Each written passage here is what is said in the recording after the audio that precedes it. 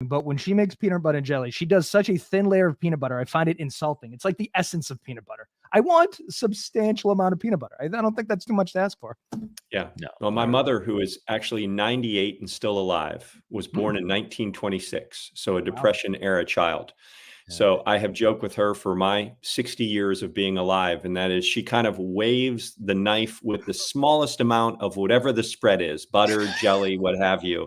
And I was like, Mom, you know, you've made it this far in life. You can actually go ahead and use a little bit more jelly. They'll sell more jars. Yeah. Don't worry about it. At 98, why are you saving the butter or the peanut butter? Exactly. Yeah. Anyway, hey, welcome America to Unscripted. It's where we talk about peanut butter, jams, other spreads. We don't give a shit. Anyway, no. We the point of the show is to educate and entertain. And then what we do, we cover the news. Then we interview the very best and brightest that LinkedIn has to offer. Today's guest is the president and CEO of Response Marketing Group, Jim Harenchar. Huh? How about that? Yeah. You got it. You got it. They said it couldn't be done, but I did it. Okay. Yeah. Before we get to the news and the interview, and just so you know, the interview consists of the 3 questions of doom. They are your favorite band, your 3 favorite movies, and your 3 favorite books. We're going to get to that. We're going to get to the news too, but I don't know if you know this. I know Tom does because he's been on the show every time. But every day in this country, some reason to celebrate. It doesn't have to be somebody's birthday or Easter or Thanksgiving. Someday it could just be what it is today, National Chocolate Day. Ooh, yeah. All right, we're off the bat. How do you guys feel about chocolate? You big chocolate fans? Are you medium on it? Where do we stand on chocolate in general? Jim, you want to go first? I'm a dark chocolate fan. Yes. So yeah, milk chocolate I loved when I was much younger, but now my doctor tells me dark chocolate's good. The higher the cacao percentage, right? So it's nowhere near as sweet, but yeah, we've got a little habit in our office that if we have a business lunch or even a team meeting, we hit that dark chocolate after lunch. It's kind of the lunch dessert, as we call it. So nice. See, this is what's happened to marketing agencies. We should mention all 3 of us involved in marketing. It used to be 3 martini lunches, and now we have a little dark chocolate. We've fallen out. I don't know what happened. It just evolved. Yeah, we're just evolving. That's all. I don't know if I think it devolved, but it crashed quick. Tom, how do you feel about chocolate? Yeah. Well, I do love chocolate, and I have to agree with Jim too. Dark chocolate is extremely good, and I even like white chocolate now. I never used to, but my taste buds have evolved. Where white chocolate is actually pretty good. I'm not there yet. I'm glad you said that, but let me just say real quick about dark chocolate. I have this other show called Damn Lies and Statistics where I interview the authors of nonfiction books. This book, Unsavory Truths. Plug there. Yeah. Shameless plug. Go to YouTube. It's great. So I haven't published this episode yet, but this woman talks about how food labels lie to us. So she goes through everything we commonly believe about like superfruits and dark chocolate. The study they always cite that says dark chocolate and almonds, for instance, are good for you, was paid for by the Dark Chocolate Association and the Almond Fund. Just so you know, every single thing you believe was purchased by someone. Okay, I just want to go this. I am totally on the dark chocolate board. Milk chocolate, I think, is largely for children, but somebody on Reddit was nice enough to rank the chocolate bars, the American chocolate bars, and I have some issues with this. First of all, I will buy this shit every time I see it. I've never had a whatchamacallit. Have you? Is it? No. I feel like I have at some point, maybe in a Halloween or something one year. Evidently, it wasn't that memorable because you don't remember it. But the commercials were great. Reese's not up there. Like that should be Jesus. Okay, you know this SS tier. The kids these days, S is above A. I guess SS is even better. I've never had a cookies and cream Hershey's because I don't like white chocolate that much. Snickers is my favorite of the shitty candy bars, though. So I do agree that Snickers should be up there. I don't know how you guys feel about Snickers. I like Snickers. I like frozen Snickers, actually. Oh, so, that's good. You can break a tooth, though. I think. What about the ice cream bar Snickers? Because that could be, it's like ice cream bar Snickers are unbelievable. They are better than the regular Snickers. Good. I feel. Yeah, it's Snickers. All Snickers does is give. I'll say this about the C tier. This offends me personally. Listen, I'm very sophisticated. I find European chocolate much better than American chocolate. Kinder Buenos. I don't know if you've had them. C is outrageous. They are so good. And it's European chocolate. Kinder crushes. Yeah. I like Almond Joy too. I know a lot of people have problems with coconut goo in the middle, but I'd raise that up. Yeah. I actually like the York peppermint patty. I'm surprised it's way down there at the bottom. Too. Right. Yeah. That even freshens your breath too. In those late nights, whatever, you have a have to brush your teeth. Patty and you feel alive again. Right. Yeah. Nothing like the mint and chocolate to go together. Right. I just feel like my only problem with it is the toothpaste in the middle. I don't know. That has I think you can brush your teeth with the middle of a Yorkie. It's very minty. It has the same texture. This is another Cadbury. This is the milk, but Cadbury dark chocolate. I don't know, have you guys had the Royal Dark bar? It's readily available. If you like dark chocolate. Oh, I don't think so. No. Cadbury Royal Dark. It's like $3-ish at your local grocery store. Fantastic. I don't think I've ever had a Cadbury like bar. It's always been like the eggs. That's just the eggs are diabetes in egg form, but the Royal Dark is tremendous. All right. All right. So this list is very controversial. All right, let's get to the news. Very serious topics today. Okay, the Wall Street Journal is saying that there's a battle brewing over how much red meat we should eat. Guys, I don't know if you know this. Turns out red meat's bad for us. Scientists advising the government have drafted recommendations that would tell Americans to limit red meat. All right, so it says get ready for a big debate over the amount of red meat you eat. There's a draft that recommends, so they're going to rework the food pyramid and tell us to eat significantly less red meat. They want us to move to plant foods, including beans, peas, and lentils. Now, it's a larger story. We could talk about this forever. Later in the article, they talk about red meat and you. It says some studies have found that unprocessed red meat consumption is associated with heart disease and premature death. Other research, however, has found only a modest link to no link for cardiovascular disease. I don't think there's any hope in the world that Americans are ever going to move away from red meat, particularly steaks and cheeseburgers, towards beans, peas, and lentils. I don't know how you guys feel about this. We are horrible at preventative maintenance. We know it kills us, but it's so goddamn delicious. We're never going to go away from it. Yeah, I think that's a little bit of why America's so great. The fact that we know that, but we're still going to do it anyways. I think the interesting stat to go with this, Eric, might be what is the net revenue annually from steakhouses in the United States, right? I mean, right. So I think what your suggestion here is there might be money behind this whole thing. Well, let me tell you this. Now, so there's a little bit of pushback. So some people think red meat's bad for you. Some people think red meat's fine for you. This is a quote from the old internet there. Political spending from the meat processing sector has increased with a record $178 million on lobbying alone in 2023. Yeah. My point is, between the profit made in the private sector, and then you have big meat putting $178 million behind lobbying dollars. Do you think the lobbyists are saying, listen, we got to get the truth out. No matter what the truth is, we have to tell the American people. Our version of the truth. Yeah. You think it might be to the tune of $178 million a year? Yeah. Maybe. I'd like to be on the receiving end of some of those funds from those entities from a marketing and advertising perspective. Yeah, right. Yeah. Make sure that your RMG's address at the end of this. No shit. Yeah. And this is the thing too. Like you want to believe that politicians would go, wait a minute, you're going to pay me to say steak is good. I would never do that. 178 million. You're not taking that money? Okay. Right. Yeah. Right. Exactly. Yeah. Here's the other thing too. It kills us. But again, I say this all the time. Let's say it takes 10 years off of your life. It doesn't take 20 to 30, 30 to 40, 40 to 50. It takes 80 to 90. Have it. I don't want it anyway. I'd much rather have a cheeseburger than live from the years of 80 to 90 or 90 to 100. I don't think those are prosperous years. I don't think you're doing your best work. I know your mother.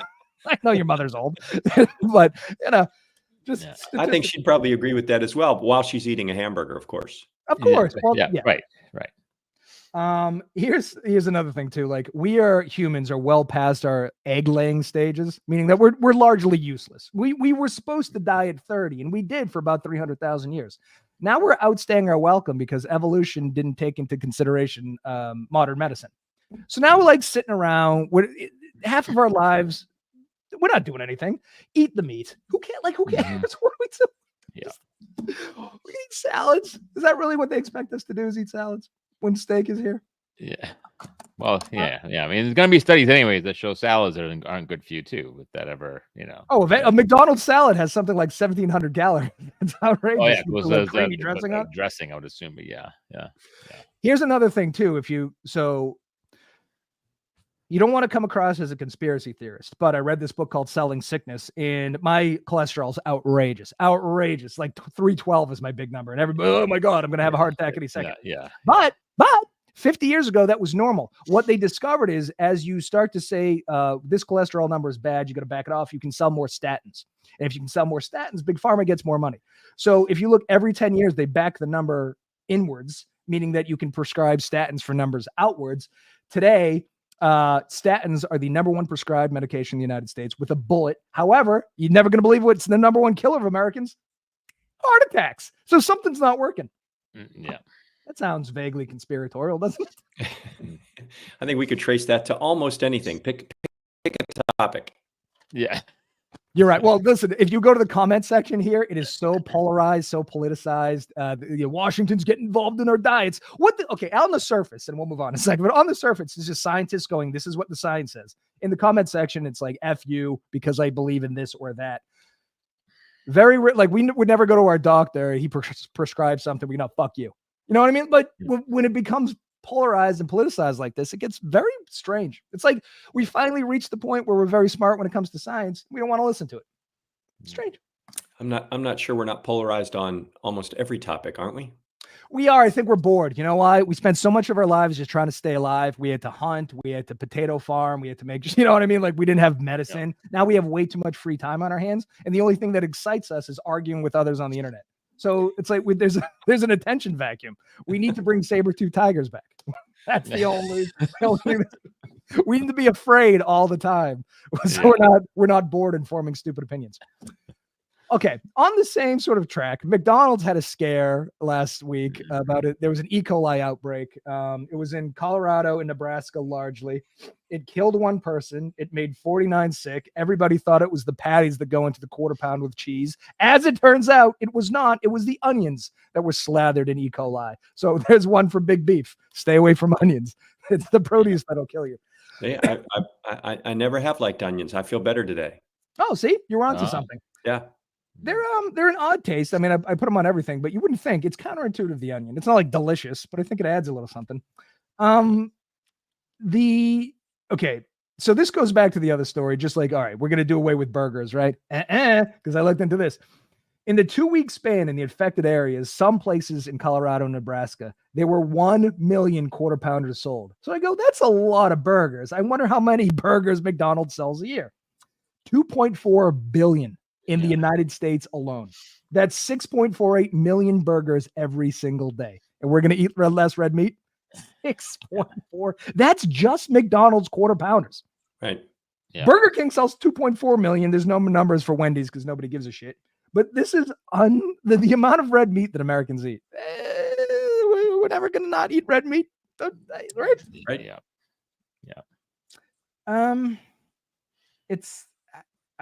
There's just no hope. No. The next one, kind of marketing, still food related though, because we're thematic today.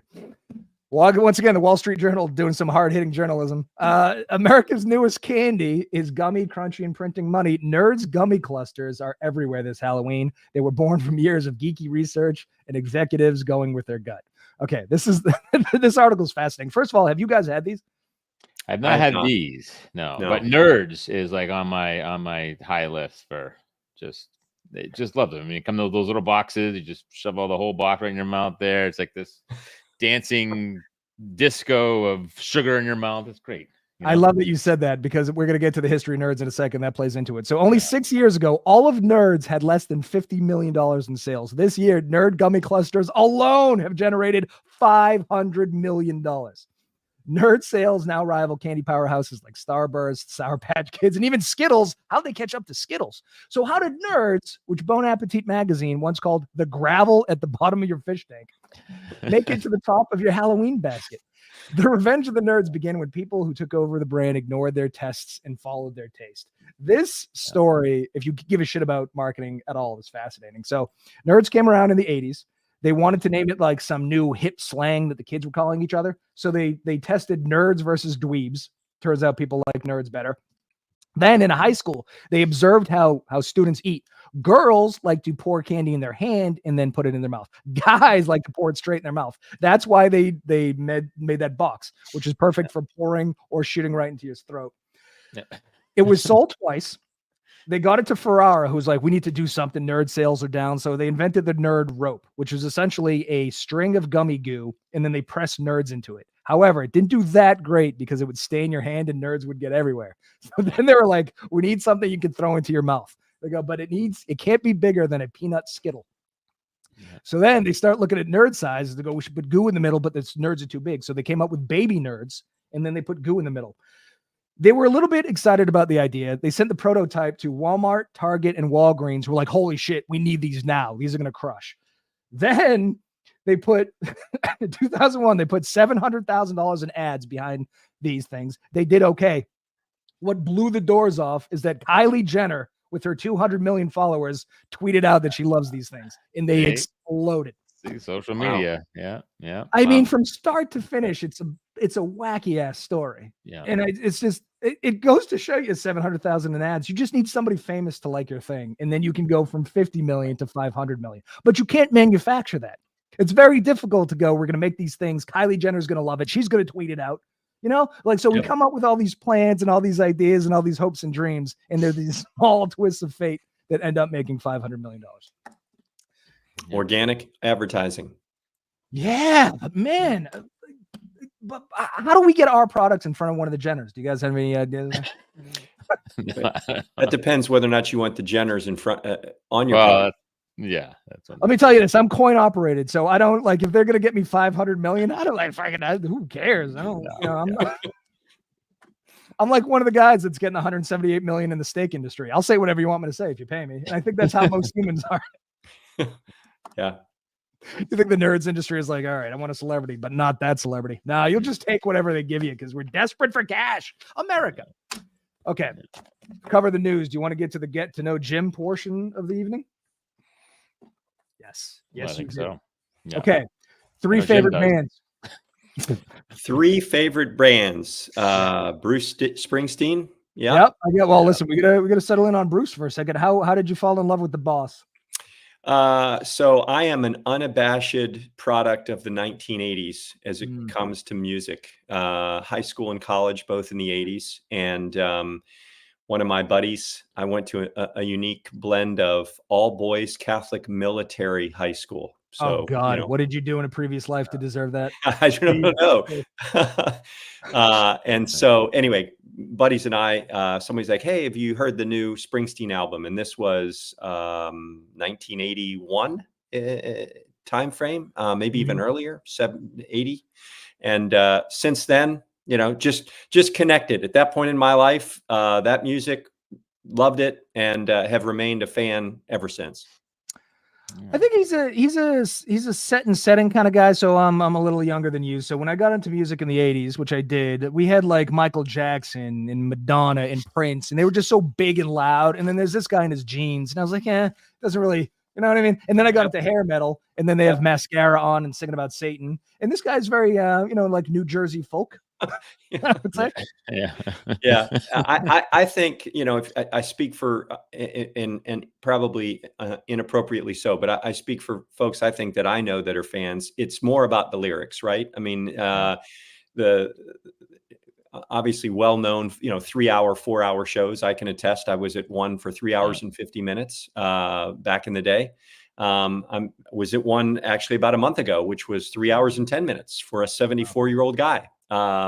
Whereas my 18-year-old daughter went to see a band that played for 80 minutes. So, put that into perspective. Yeah. He does have a cult-esque following with his fan base too. He's sort of like, nobody would ever make these comparisons, but there's a little bit of like a Grateful Dead following to Bruce Springsteen. All his fans talk about his lyrics. I will say that the one song, The River, I always fucking love The River. That is a very tight, sad song that I think we can all relate to. But if you look at the hits off of Born in the USA, it's pretty fucking nuts. So Born in the USA, obviously, I'm on Fire, I'm Going Down, Glory Days, Dance in the Dark. Like, it was like hit after hit after hit after hit. And then he made a conscious decision to stop writing hits for the most part. And he said this somewhere. I saw some documentary. He was like, he doesn't want to be a hit machine anymore. He wants to sing the kind of songs he wants to sing. And he's made 50 albums after that. And he's still wildly popular amongst his fan base.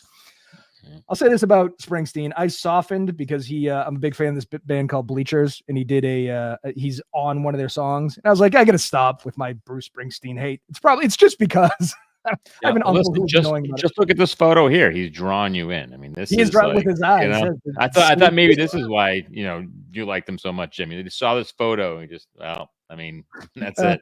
You know what's crazy about the 80s and how people dressed? Like, this is understated. Like, he's got leather. Yeah. You know what I mean? He's wearing a million things, but you're like, in the shadow of Prince, you go, I wonder, like, why the jean jacket over the leather jacket. Over the leather jacket. Yeah. I mean, that's over a shirt. He's got something around his neck, something around his head. I'm like, three bandanas there. You got the bandana on the forehead, around the neck, and in the pocket. Right, because you need a bandana bandanas. You need a bandana pocket square with your jean vest.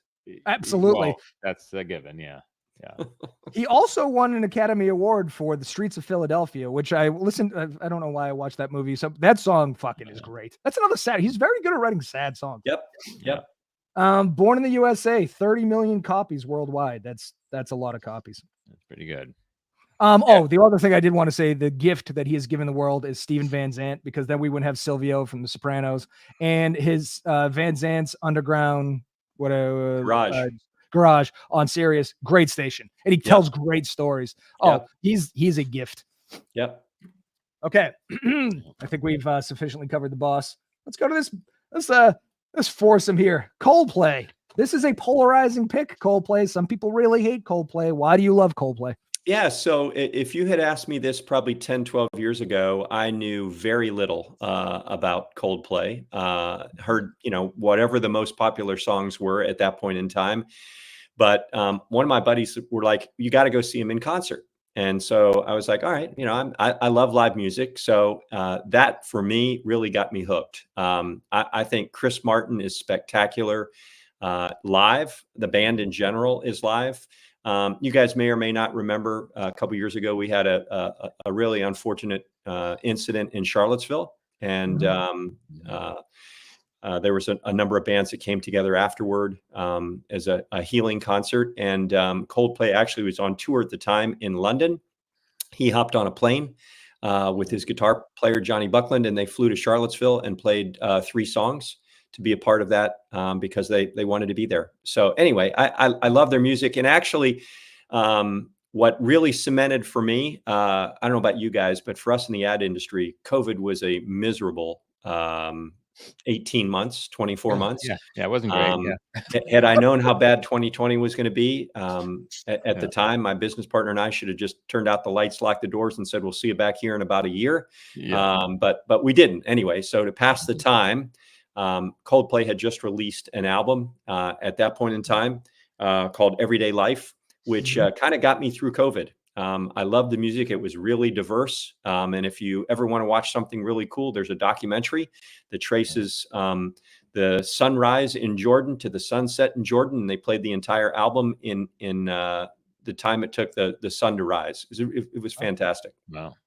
Speaking of documentaries, I have a soft spot in my heart for Coldplay because during my my honeymoon, we took a cruise to Bermuda and we hit a tropical depression, and I get seasick anyway. So I was strapped to my bed, holding on for dear life. There was only one channel and they played 2 things: Iron Man, which had just come out, and they played a documentary called The Young at Heart, which is about senior citizens in a chorus in Northampton, Massachusetts. So they sing wild stuff. Like they have them singing Ozzy and shit like that, but they had them sing Fix You by Coldplay. And that always brought down the house because you get old people with ventilators and shit singing Fix You about dead people. It was fucking phenomenal. So I have a soft spot in my heart for old Coldplay.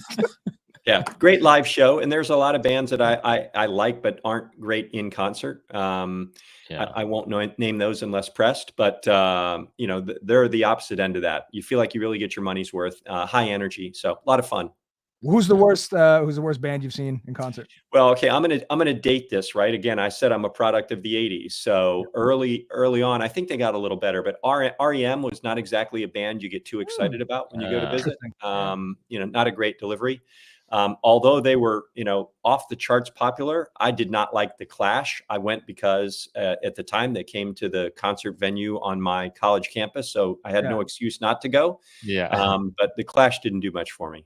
I don't care for The Clash. I know a lot of people love The Clash, and I'm not. I don't like them. REM, I could see why they wouldn't be great in concert. They're pretentious in a certain way. I think Coldplay is pretentious in a certain way, and I think U2 is a little pretentious. But I think REM pretension offends me more somehow. I think they try whining. It's just the whining, and I'm not a big fan of REM. It's just seems complaining. It's just his voice. I don't know. Just always like echoes like that. But I guess in concert probably even worse because now you're hearing it live. I like Losing My Religion. That played a lot on MTV when I was watching that. I guess I like that. But Shiny Happy People's okay, I guess. Tom, how do you feel about Coldplay? So I'm not a huge Coldplay fan, although I have heard that a lot of people have swapped and liked them after seeing them in concert. So you're not alone, Jim, in terms of that kind of you're turning the page, if you will, on it. But I have never seen them in concert, so I don't know yet. So maybe I'll have to see them at some point if they come around here. Hey, the tour dates out for 25, so you have your chance, Tom. Check them out then. I think we should all go together. Is he the one? Did he conscientiously uncouple with Gwyneth Paltrow? Was that him? Yes. Yeah. See, that's where the pretension starts. when you say shit like that, just go. We broke up. What are you doing, conscientiously? Yeah. All right. Last one here. This fine young fella. Oh, Sting. Boy, that's an old photo there. I know. I went classic. Back in the Police days. Yeah. You look well. Here's the thing. I tried thematically staring into her eyes. Yeah. They just draw us in. Yeah. Exactly. All right. Tell us why you like Sting.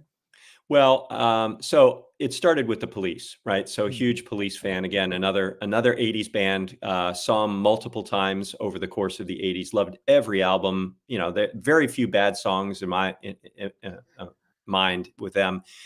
But so when his first album, The Dream of the Blue Turtles, came out, I was like, this is going to be awful, right? I mean, guy, you talk about pretentious. That says, not only am I going to release a solo album, I'm going to go jazz, right? After all these years. But I absolutely loved it. He had a great band. I live in Richmond, Virginia. There was actually a couple guys from Richmond, Virginia that were in his touring band at the time. So subsequently just continued to like all of the music that he's put out over the years. He's been harder to find. Of course, I was surprised to read the other day. I didn't know till you asked me, Eric, to come up with my list. I didn't know he was, I think, 64, 65 now. So that was a little bit of a surprise to me. So, a lot of these bands that were on the radio, I can't tell you the last time I truly listened to an FM radio station, right? It's either satellite or one of the licensed tuning services, So I think a lot of these guys are struggling. So he's kind of fallen off the map unless you're a big fan and you got to go find his music. I like Sting. I play bar trivia about once a month, and I got the question about his name wrong. Did you know this? So the reason, do you know why they call him Sting? Sumner? Yeah. No, Sting. Oh. But why he got that name? Do you know? I've heard stories. Tell me. Evidently, he used to always wear on stage a black and yellow striped sweater, and then somebody in the jazz band named him Sting, and I was like, oh, fuck, that's up. Yeah. Anyway, you know what's great about Sting is, you ever played the Roxanne drinking game? No. Oh, yeah. So you split the room in half, usually by gender, if it's about 50-50. And then one group drinks every time he sings Roxanne, the other one turn off the red light. So you get smashed fast. Everybody. 3 minutes of drink. Yeah. So that's, I mean, Sting has a lot of great music, and so do the Police, but I think that's the thing that he's given. And he actually is a pretty good actor too. I mean, the one movie I saw actually was a throwback to last week episode talking about Snatch. Well, Lock, Stock, and Two Smoking Barrels he was in. He was the bar owner and the father of one of the Dune. He did pretty good in that movie. Yeah. He's a thespian. Also, Every Breath You Take, unbelievable, and Field of Gold. Oh, that song. I'd play it at my funeral, but it doesn't mean anything. You know what I mean? But it sounds like a good funeral song, I think. I think I saw a stat that Every Breath You Take it might have been beaten this year, but I think Every Breath You Take was the most played song in history. Really? Of radio. Yes. Are we still allowed to listen to the P. Diddy version, or is that going to be, we can't do that anymore? I don't know. I never listened to begin with. No, you haven't? Oh, Jim. So for research purposes, he remixed that song in tribute to Biggie after he got. Yeah. It was well done. We're just not sure how it and where it was done. So that's where Well, Faith Hill is in it too, so we can just pretend it's a Faith Hill song. Wow. I mean, maybe those parties too. Whatever it takes. It's a good song. 17 Grammy Awards from our boy Sting. 17 is a lot of fucking Grammys. Yeah, and surprisingly, those span both time with the Police and then kind of in what you might call this jazzy blues segment that he's been in for the last 15 years or whatever it is, 20 years. And reggae too. Like I think the Police are very reggae-esque. And listen, I'm gonna go off on one of my rants I do on music. Nobody realizes the past 100 years how much crazy shit has happened. Because if there, like I said, if there wasn't a piano in your town in 1750, you didn't know what a piano sounded like because there was no recording devices. So within the last 100 years, we have recording devices. So guys in England heard reggae for the first time. They heard blues and jazz, like all, and I'm just using that as an example, but all over the world for the first time in the last 100 years, we heard different music than was just in our town. And what came out of it was 3 English guys doing jazz, blues, reggae fusion. So it's just like nobody goes, you know what has been an unbelievable invention? Recorded music. But it has been, because we've gotten everything we know is because people have been influenced by world music, essentially. Yeah. He's a perfect example. Yep. Well, let's move on to the old movies. You know, you have a thread with first two. Jaws. Steven Spielberg. He's got some bangers under his belt. There's he has a few. Yeah. I don't know if you guys are this way. In 9 o'clock on a Wednesday and you're channel surfing, trying to find something to wind down the day. And inevitably there's a series of movies that are on one of the channels, right? So one of the Star Wars movies, Jaws, Shawshank Redemption, you know, Legally Blonde, whatever the case might be. I cannot turn the channel when Jaws comes on. I have to whatever point I join it, I have to watch it from there to the end of the movie. Yeah, I'm glad you brought up those movies that are always on. Some Tombstone. I've watched Tombstone about 6 billion times. Jurassic Park too. Sometimes is on. I can't turn away from that. That's another Spielberg. I know that he gets credit for making unbelievable movies. I don't think he gets enough credit. His list of hits. E.T. is. I watched that recently. Like, I know that this is a trope, but they don't make them like they used to anymore. No one does. No one is as good as Spielberg was in his prime. He's just.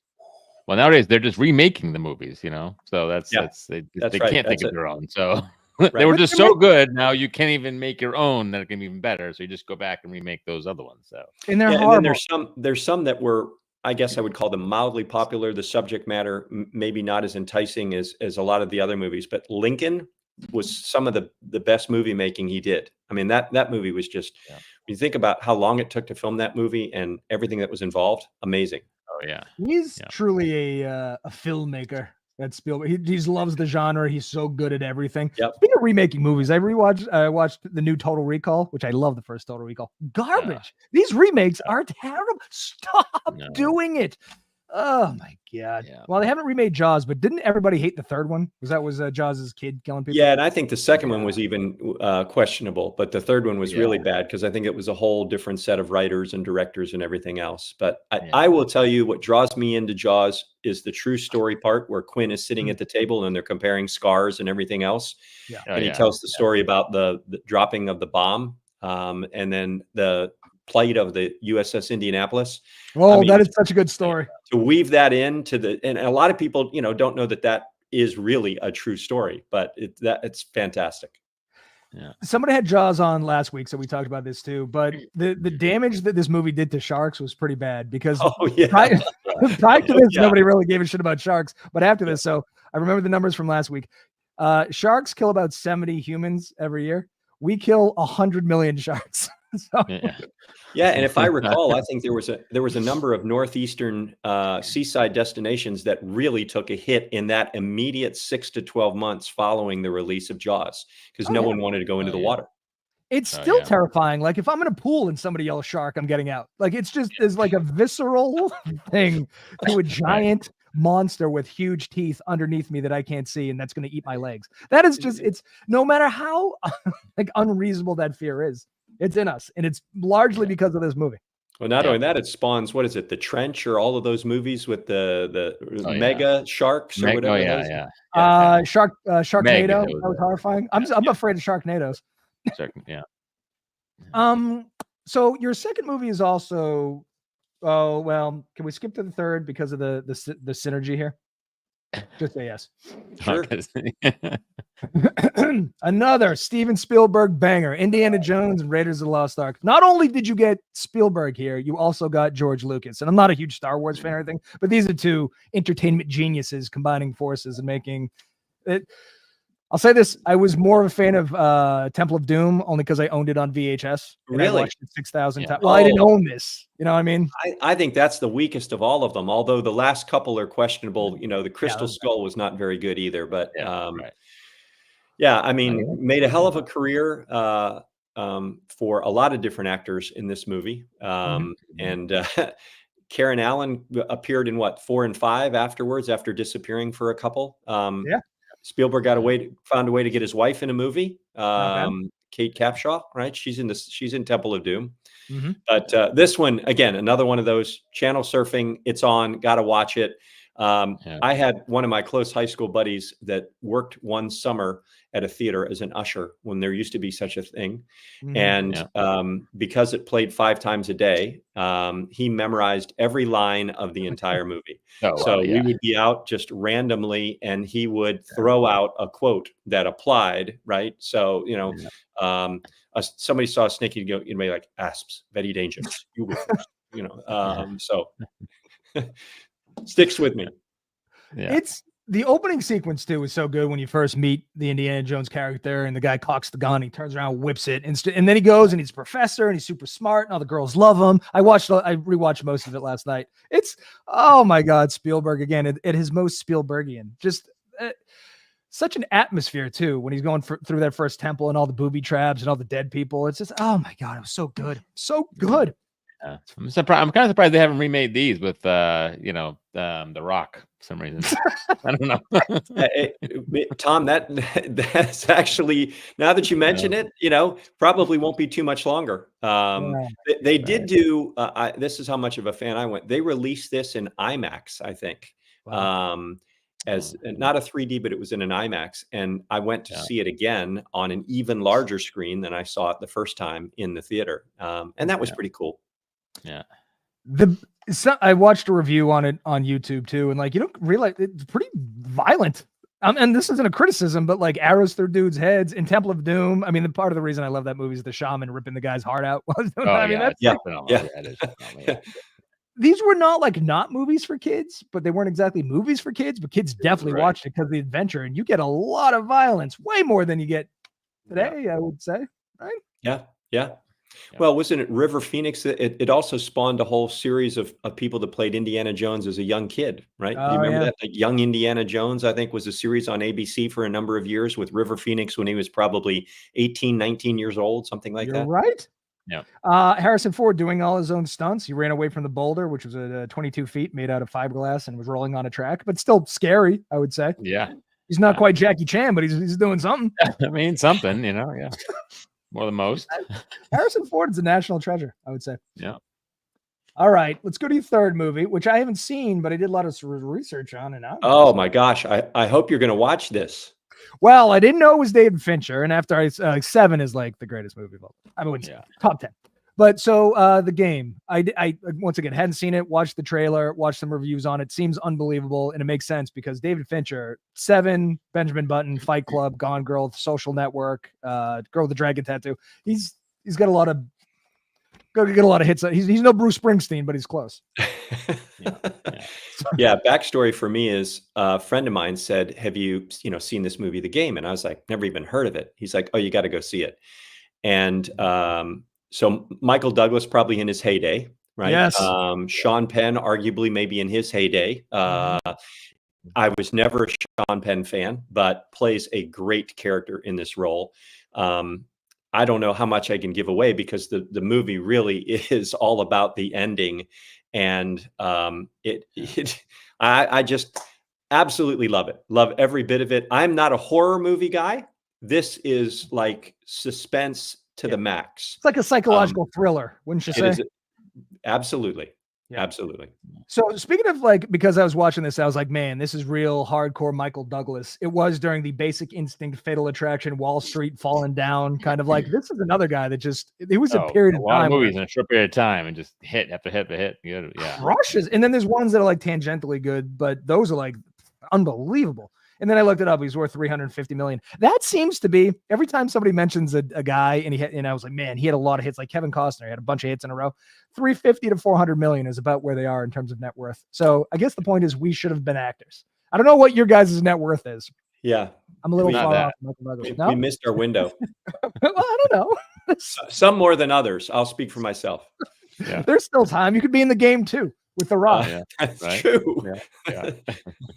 Hopefully, after this podcast, people will say, "Yeah, that we're going to script him for that." You were going to be like Kylie Jenner, or we're going to be like Kylie Jenner. You're going to be like our nerd clusters. We mention you, and then all of a sudden you blow up. And now you're on a remake of the game. Yeah, perfect. Yeah. With Dwayne The Rock Johnson. You, so David, do you like Seven? Do you celebrate the entire David Fincher catalog? Because he's good. I've seen all of those. I'm not, you'd have to run through every one of those again. I think most of those I saw and liked. But Seven, man, yes. This guy crushes psychological thrillers. Yep. I think we can all agree on that. Yep. Fallen Down too from Michael Douglas seems to be one of those movies that angry white guys really embrace. I think that's a mega crowd movie right there. I think. Well, I mean, it's about an angry white guy, so yeah. It's like I mean, I think everyone can you put yourself in his shoes and be like, yes, if you're able to do that without any repercussion, people probably. Although, if you can in your mind envision that character that he played with the glasses and the whole look that he had, I want you to then think about the movie Enemy of the State. Right. And Gene Hackman had the exact same look, but played a different type of character. But you could almost interchange the two of those side by side. Those photos would be stunning. Yeah. In Fallen Down, isn't it a big moment is traffic? Does it get very angry in traffic? That's a thing, right? Yes, absolutely. Traffic was on my short list of one of the three I was going to give you, actually. Traffic is very good. I was going to say I've never been mad enough in traffic to kill somebody, but I absolutely have. That is, I don't know why. No. Oh God, road rage is such a goddamn thing. Even stop rage is a thing. Yep. Yeah. All right, let's smarten the show up a little bit. We're going to go over literature. Literature. Huh? That means books. Okay. I'm so glad that you brought this up. I don't care about golf necessarily, but Rick Riley, I forgot how much I loved him. He used to write the back page article in Sports Illustrated when I used to read Sports Illustrated all the fucking time. And then I was like, holy shit. He and what's his name? Dave Barry heavily influenced the way I write. And I totally forgot about him until you brought this up. I didn't even know he wrote books. But so you want to tell us about? This is obviously a fictional account of a group of folks that live in this town in New England. I don't know if I think it's Rhode Island or New Hampshire or somewhere. Apologies to whatever state I missed there, but they're the same state. It doesn't matter. He just plays at this, beat up old public golf course, and the way he describes it is hilarious. And you can envision all of the group of 6-8 guys that are in his little group that play 3-4 times a week. He's at the younger end of the scale of all of his group. But it's just crazy. I mean, it is a laugh out loud. This is you're flying on the airplane, you're reading the book, and people start looking around at you and like, what's wrong with this dude? Right. Because it's not just a little guffaw. It's an all out laugh. And it just goes on throughout the page. I mean, he is so funny.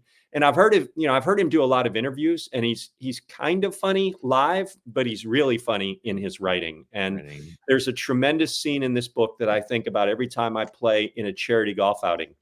And that is where there's a par 3 and they're giving away a car, right? So his group spends 40 pages concocting this strategy about how they're actually going to deceive the person, because there's a guy sitting in a chair who's supposed to spot watch in case the ball goes in to validate that the car was actually won on a legit hole-in-one.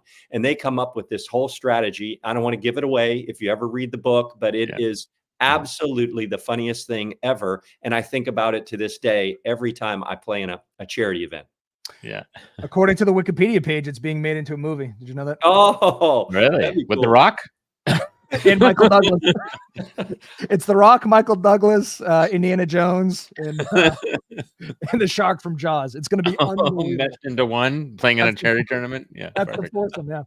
It says that there's a lot of stuff on the class differences in golf, and I do so. The only time I've golfed, I think I went with Tom, and I'm not a fan of this. Every time he is not a golfer, by the way. He almost killed kids. It was terrible.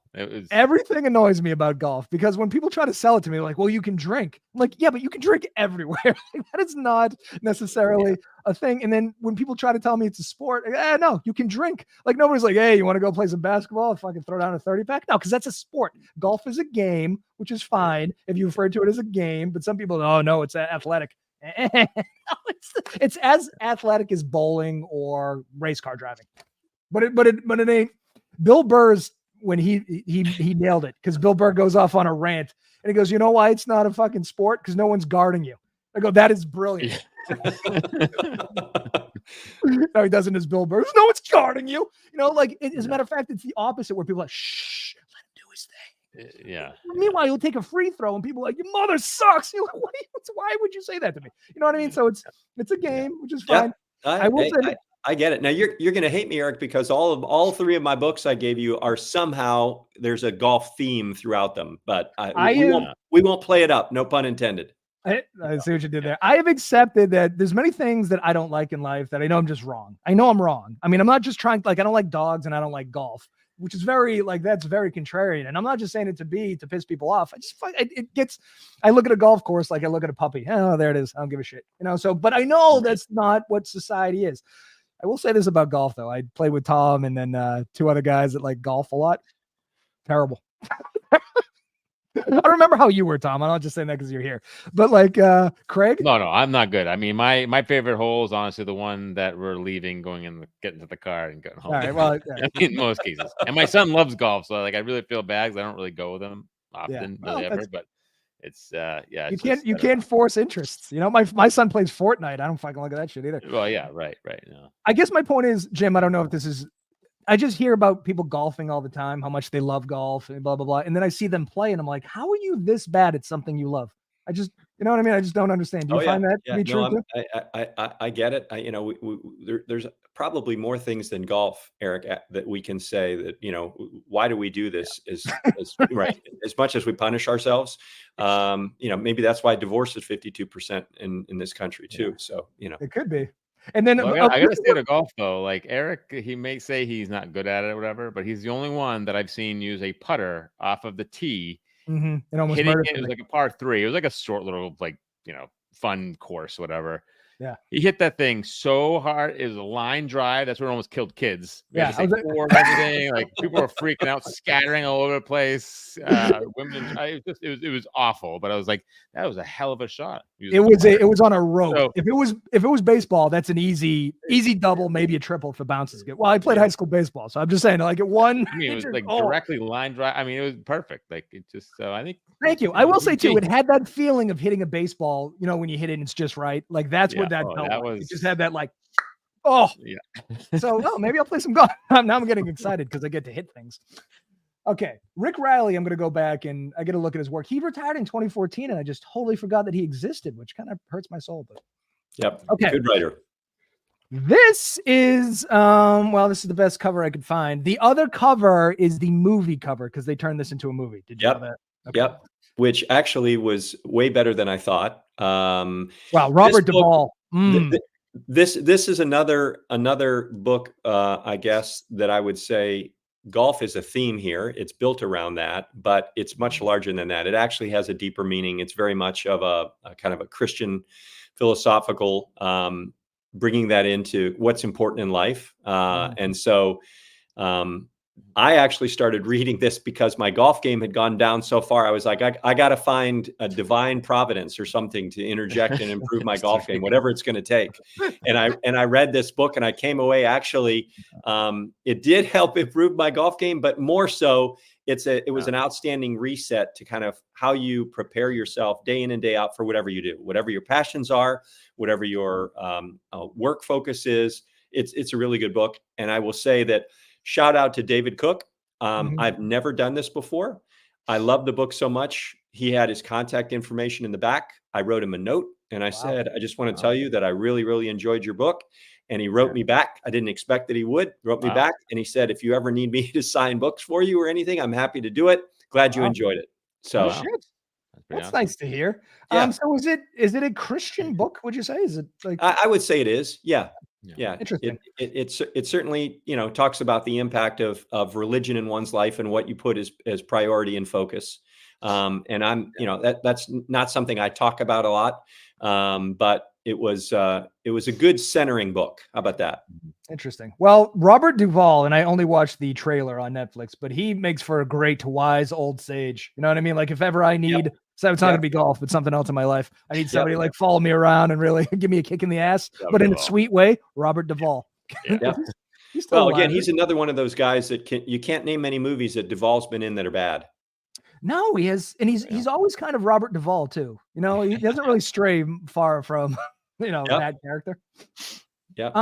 I will say this about the trailer too. This is very Southern. Everybody had very thick Southern accents. They went to a diner and he sees the hot little Southern waitress and like, oh man, Utopia, Texas. Utopia, Texas, where he finds golf and love again. Interesting. All right. This third one, I hope I got that. Let's see. Is it this one?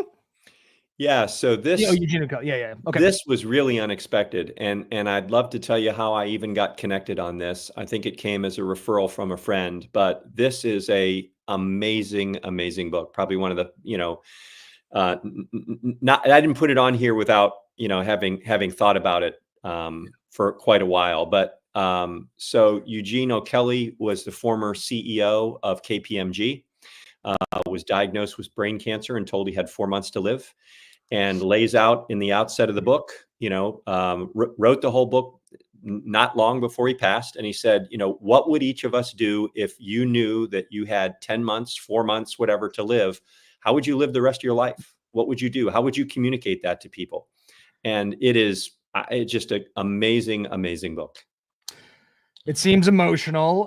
But this kind of book gives me this sort of like existential dread, because at one point, like, you do want to live every day as if it's your last, but then again, you need to pay your mortgage. So I do think this philosophy goes into eat your cheeseburgers, because you could go to the doctor tomorrow, you get fucking 3 months, and you're like, all those cheeseburgers I didn't eat, Yep. But there does inherently have to be some balance, because you can't just, you can't live life like you're going to die tomorrow. Otherwise, this is not what would we be doing. I'd be covered in cocaine in Mexico somewhere. I can't do that. You can't do that. No. Yeah. To each his own. But in this case, I mean, I just think, it's a unique set of circumstances. Not a lot of people get an opportunity to, plan out how you're going to tell. And you talked about drawing kind of concentric circles to say that, your immediate family is the people that you tell first. But then, if you had the time, how would you set who it is that you tell, and what are the circumstances that you tell them? Is that a month after you find out? Is that a month before you're going to die? Because they tell you 6 months. Well, does that mean you're going to live 6 months, maybe 4, maybe 12? Who knows, right? So all of that, and it's not morose, right? He recognizes the circumstances, and there's a lot of lighthearted and funny moments in the book, despite kind of the undercurrent of the whole thing. But very, very well written, and I think it's very thoughtful, and so I love it. I mean, it sounds great. It is an odd, can't call it a gift. It's an odd circumstance, because, no one knows when they're going to die. You could be cut down tomorrow. You could live well into your 90s and like have dementia. But if we got to do the life over and over and over again, I think one of the times would be cool if they were like, you get 3 months, you get to say everything you want to say. You get to create. Yeah, no, you're not going to have any recourse there or whatever, That's right. I would like to give that a shot. I'm not necessarily, I don't want to die in 90 days, but I'm just saying, like, if I could die multiple ways, they're like, you could die 5 ways. Right.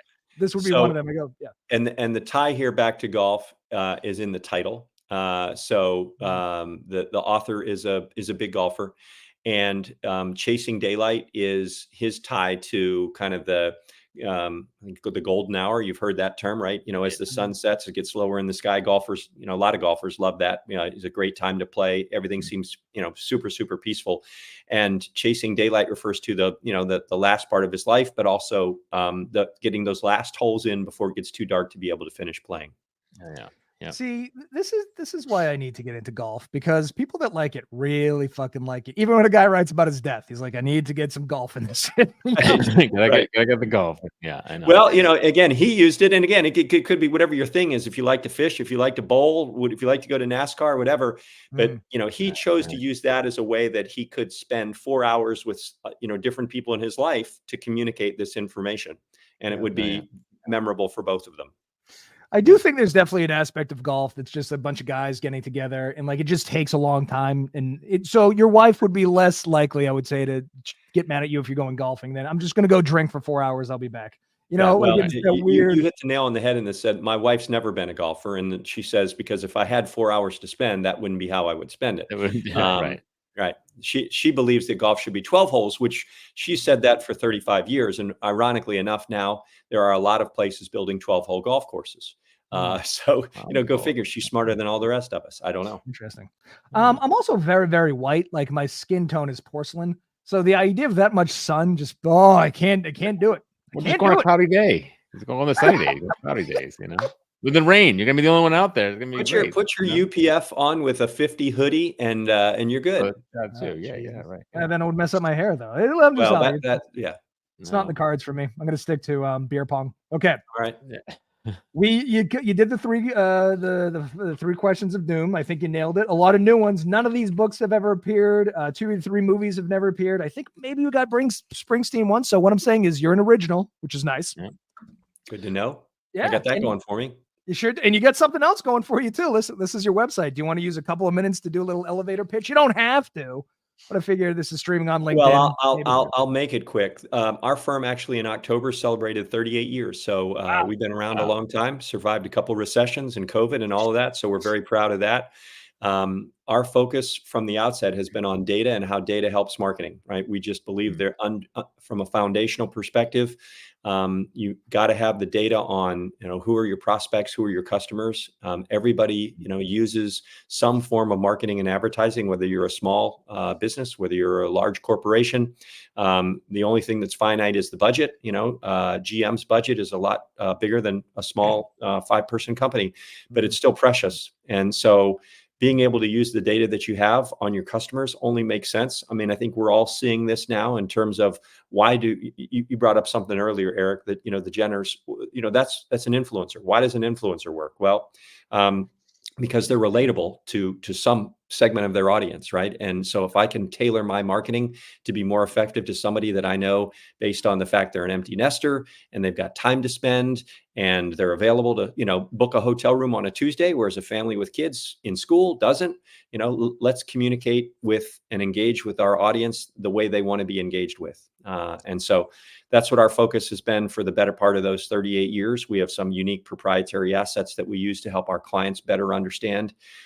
We can, not to, roll your eyes in your head, but de-anonymize, which is basically removing the anonymity of website visitors, right? So we can actually tell you the name, the address, the email address, age, income, about 150 different demographics on who's on your website.